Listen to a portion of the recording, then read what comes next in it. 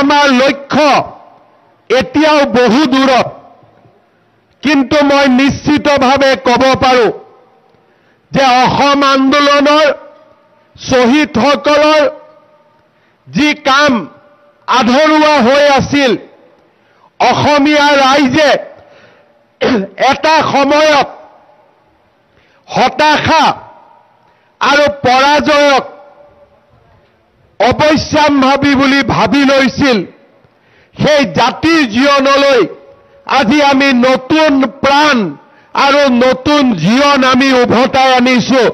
আৰু আজিৰ দিনটোত আমি সংকল্প লৈছোঁ যে প্ৰতি টুকুৰা অসমীয়াৰ মাটি আমি সন্দেহযুক্ত বাংলাদেশীৰ পৰা মুক্ত কৰিম। এখন স্বাভিমানেৰে পৰিপূৰ্ণ আমি অসম নিৰ্মাণ কৰিম।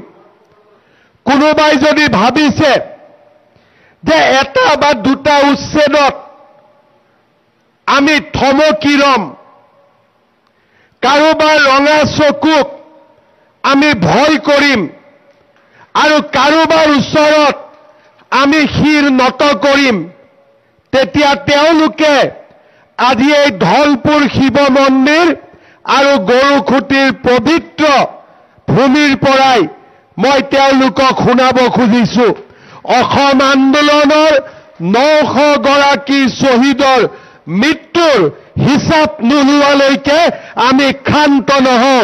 আমি আমাৰ লক্ষ্য সাধনৰ বাবে আমি আগুৱাই যাম আৰু আমি আমাৰ লক্ষ্যত উপনীত হ'ম।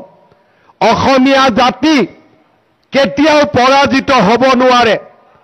লাচিতে আমাক শিকাইছিলে কেনেকৈ আমি অজেয়, পিঠুৱে আমাক শিকাইছিলে কেনেকৈ আমি দুৰ্দান্ত, আৰু অসম আন্দোলনৰ শ্বহীদসকলে আমাক শিকাইছিলে আমি কিমান সাহসী। অসমীয়া এক দুৰ্জেয় জাতি, অসমীয়া এক অপৰাজেয় জাতি, আৰু এই অসমীয়াই কেতিয়াও কাৰো বশ্যতা স্বীকাৰ কৰা নাছিল আৰু ভৱিষ্যতেও আমি কাৰো বশ্যতা স্বীকাৰ নকৰোঁ। শ্ৰদ্ধাৰ ৰাইজ, এই গৰুখুটি প্ৰকল্প লাভ আৰু লোকচানৰ প্ৰকল্প নহয়।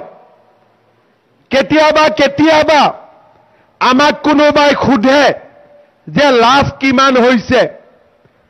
মই লাভ আৰু লোকচানৰ হিচাপ কৰিবলৈ ইয়াত অহা নাই। 8,000 বিঘা মাটি আমি বাংলাদেশীৰ কবলৰ পৰা মুক্ত কৰিছোঁ, তাতকৈ আৰু লাভৰ হিচাপ একোৱেই হ'ব নোৱাৰে।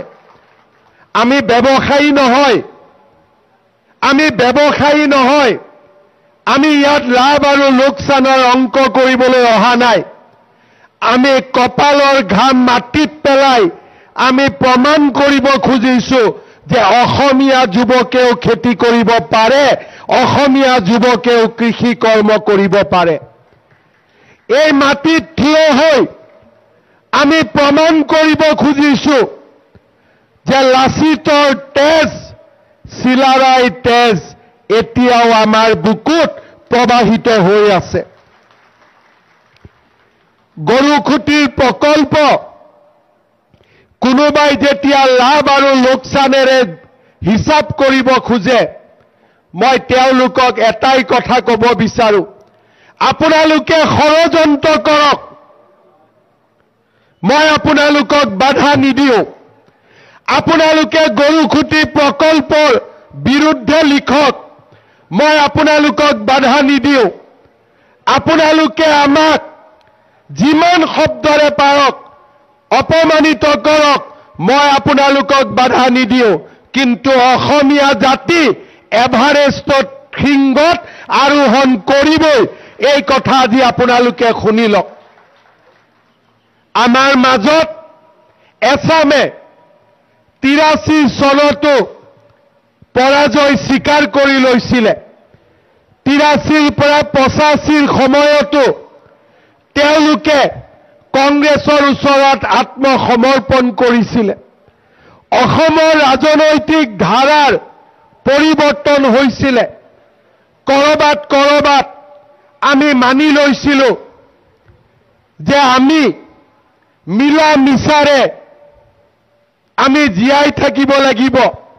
শংকৰ আৰু মাধৱৰ পৰিৱৰ্তে আমি শংকৰ আৰু আজানৰ কথা ক'বলৈ আৰম্ভ কৰিছিলোঁ। গুৰুজনে দুজন আছিল, শংকৰ আৰু মাধৱ, কিন্তু গুৰুজনাৰ নাম নোহোৱা হৈ শংকৰ আৰু আজান হৈছিলে।